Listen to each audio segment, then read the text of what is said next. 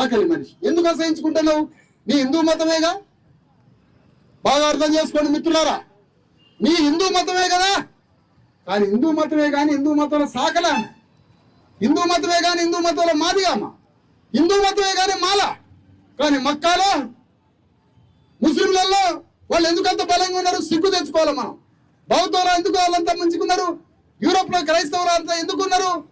Europe లో నల్లవాడైనా తెల్లవాడైనా కూలివాడైనా పేదవాడైనా అందరూ కలిసి తమ మతంలో సమాన గౌరవాన్ని పొందుతారు. కాబట్టి మన వంతును మేము హిందూ మతాన్ని వదిలిపెడతాం. మేము హిందూ మతానికి మీకన్నా ప్రాణం ఇచ్చేటోళ్ళం. మేము శివుడి కోసం ప్రాణం ఇచ్చేటోళ్ళం. శివుడి ఆలోచన కోసం మా గొంతులో ఉన్న ప్రాణాన్ని పోస్తాం. మేము హిందువులం కదా.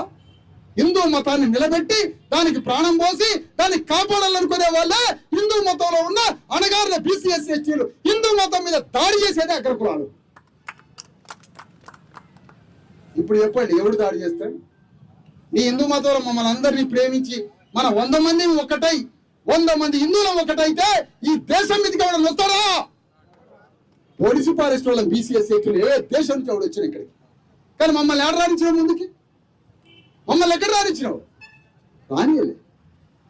అందుకనే ఎవడు లొంగిపోయింది ఈ దేశంలో? మొఘల్స్ దగ్గర ఎవడు లొంగిపోయాడు తెలియదా? అది పృథ్వీరాజు లొంగిపోలేదా మొఘల్స్కి? పృథ్వీరాజు ఎందుకు లొంగిపోయాడు? ఎందుకు లొంగిపోయాడు?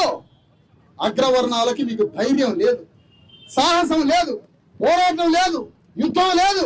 మీకు వచ్చింది ఒకటే, హిందూ మతంలో ఉన్న అణగారిన వర్గాల రక్తమాంసాలు పీల్చడమే మీ పని. అందుకనే హిందూ మతం మీ చేతిలో ఉన్న హిందూ మత నాయకత్వం బీసీఎస్సీ ఎస్టీలకు ఉపయోగపడి ఆ గుడిలో పేదవాళ్ళని తీసుకుపోయి కాళ్ళు కడిగి మీద పోసుకుంటారు పేదోడిని. కానీ ఆగరాదండ పిచ్చి పట్టిందా బాబు? పిచ్చిలేస్తే బయటికి పోవాలి.